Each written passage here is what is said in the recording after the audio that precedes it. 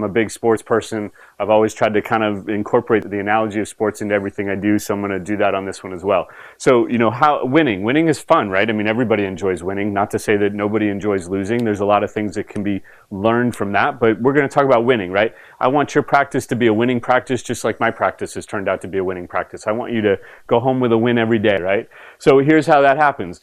Everybody needs a goal, right? Think about a team, whether it's baseball, football, whatever it is, every player's got something built into their contract that's about a goal. And when everybody's got a goal and they start achieving those goals, well, then all of a sudden it becomes a win. It's a win. And there's little steps of the way, right? You think about a football season, it's 16 games, but those 16 games are broken down into separate games. Each game is broken down into halves. Each half is broken down into 2 quarters.